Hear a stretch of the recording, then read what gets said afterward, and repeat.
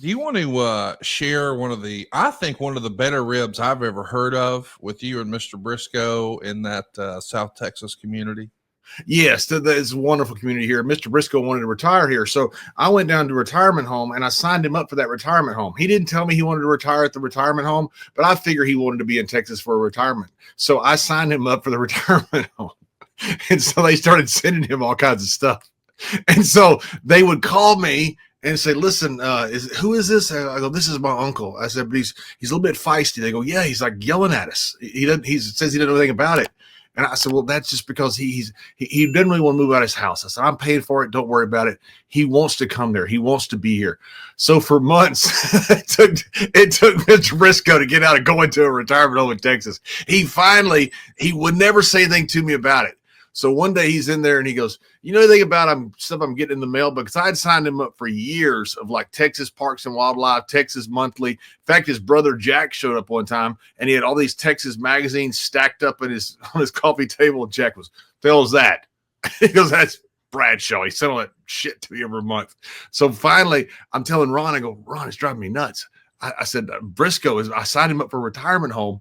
And I said, but he won't sell it. Briscoe had gone just around the corner and he heard it. He goes, I knew it was you. I knew it was you. So it took him months to get out of a retirement home that I signed him up for. I had to pay some fees. I had to pay a lot. It was a very extensive rib. And they would call me and they go, you know, your uncle's mean. He's mean. He'd tell me he don't want to go to Texas. He hates Texas. And all. I said, no. That's just him. It's the defense mechanism. Stay on him.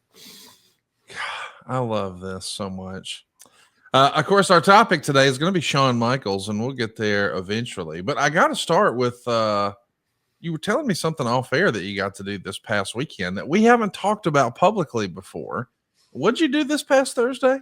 Oh, I had a great time. You know, South by Southwest was a great thing down in Austin, Texas. You know, Austin's a little bit different from the rest of Texas. A little bit hippier-ish, hippier-ish, if that's a word. It's always been a little bit different. And they have South by Southwest is a really cool thing. West Side Gun had this huge wrestling show, very similar to what Insane Clown Posse's doing with promoting wrestling, and they're kind of using their band as a way of the base to promote and get out to their audience. Terrific show. Nick Nemeth was there. Enzo was there.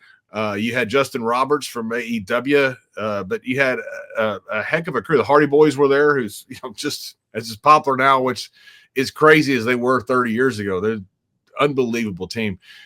Great show, a lot of fun. Went down there, worked for West Side Gun, and the guys got to meet them. It was a fun thing to do. I think it's a huge opportunity. I really do. It's called Fourth Rope. I encourage anybody who is a hip hop fan and a pro wrestling fan to check it out. That's the number 4 thrope.com. West Side Gun, man, just a huge wrestling fan. We've seen him front row at a lot of wrestling events, dripped out, and I love that he's throwing his hat in the promoter ring. I can't wait to see what's next. This could be a big idea, John. It could be huge. I mean, these guys are massive, massive stars, and they're using that star power to promote wrestling, which is what they love doing besides their music. And they're doing a great job with it. I mean, they had a heck of a card. That card was absolutely loaded. It was fantastic. The crowd it was a small arena venue. The place was absolutely packed into it. Music playing. These guys know how to make atmospheres. Insane Clown Posse is the same way. It's a cool vibe that they have. You've seen their show. These guys have a cool vibe, based upon what they do with their rap music. It's fantastic. I love what they're doing. Wrestling is so hot right now. I've never seen anything, including the Attitude Era, including the Hogan era, as hot as it is now. I can't wait to see what's next for those guys, and I can't wait to see what's next for TNA. I don't know that everybody's talking about this, but, man, they had a packed house, over 4,000 fans this weekend.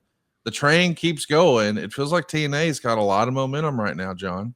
They are doing everything right. It's unbelievable. I mean, they're selling out arenas. It's one of those things, I was decent friend, I'm trying to drop a name, but decent friends with Mayor Bloomberg, and he would – one of the times we're sitting there, he had a big event in New York, and he goes, man, it sold out in an hour. I said, congratulations. He said, congratulations. We priced it wrong. You're selling it out in an hour. If you're selling something out in a day or two, you're either your venue's too small or your ticket prices are too low. So their venues are too small. That's a great thing to happen. They're selling out. Most places are going. They had 4,000 people down in El Paso. I mean, they are doing everything right. Just you know, I hate to bring up something bad, but it's just opposite of kind of AEW. AEW had to go from big arenas down to smaller. They're going the opposite direction. I can't wait to see what's next for TNA. It does feel like they're picking up a little bit of momentum, but in our rearview mirror, because as we're talking today is St. Patrick's Day, we'll talk about that in a minute. But yesterday was 316 Day, and little Jimmy Sorensen wants to know, the luck of JBL is great. Mr. JBL, does you have Stone Cold Steve Austin beer to celebrate 316 Day? Have you had the Broken Skull IPA? Where are you at on that? Never once had it. I'm not an IPA drinker, but I would drink Steve's beer any day of the week. Just because it's Steve. Steve came by here one time. I'm in Athens, Texas. Steve came by here one time. He goes, hey, man, I'm coming through Athens. He said, stop by and see you. I said, okay, great. So he called me. He goes, I'm in Tyler. I said, you drove 40 miles past me. He goes, well, I'm too drunk to come back. So I said, okay, I'll come see you. So I called the little venue over there. I said, hey, I'm coming there with a wrestling buddy of mine. I said, can you make sure we have like a private, area? He goes, I don't watch wrestling. He goes, who is it? I said, Steve Austin. He goes, okay. I get there. There's about 200 people standing outside waiting on Steve Austin for him to come by. So I would gladly drink the beer for Steve. I put out a little post yesterday on Austin 316 Day and appreciation, basically saying thanks for my mortgage, thanks for my car, thanks for everything you did for me because you were our meal ticket. I love that. That's so cool. And by the way, I got to point this out that two things that I'm directly responsible for. One is the Attitude Era. It's me 100%, because if I had not lost to Jake Robertson, the King of the Ring, Jake would not have gone on to wrestle Steve, and Austin 316 would have never happened. So none of the Attitude Era would have happened except for me. I'm directly responsible. And then Shawn Michaels, if I had beat Shawn Michaels in that last pay-per-view, he would have had to work for me, and the match with The Undertaker would have never happened at WrestleMania 25.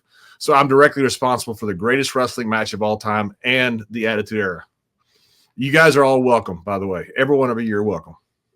I mean, I think they should, instead of putting you in the Hall of Fame again, they should just name the Hall of Fame after you. I think they should, because I'm basically responsible for everything that's good in the world. Yeah, wrestling god. I actually wanted to ask you about that, because I saw over the weekend where you were posting some fitness photos about you getting outside and moving around a little bit. And, with your phenomenal head of hair, that's not nearly as follically challenged in the rear as a friend of ours, maybe. I just couldn't help but comment, you can't see me, because, boy, it sure did feel like you could be John Cena's older cousin or. That's right. I don't know if he's getting to look more like me. I don't know if he wants that look or not. I appreciate it. People say he looks like my son or younger brother or something, but he's a 16-time world champion, so I'll take it. No, I've always run. There's a hill right here. I coached here at the junior college, Athens Junior College here. Used to be old Hick-Jick, Trinity Valley Community College, Henderson County Junior College, but now it's Trinity Valley.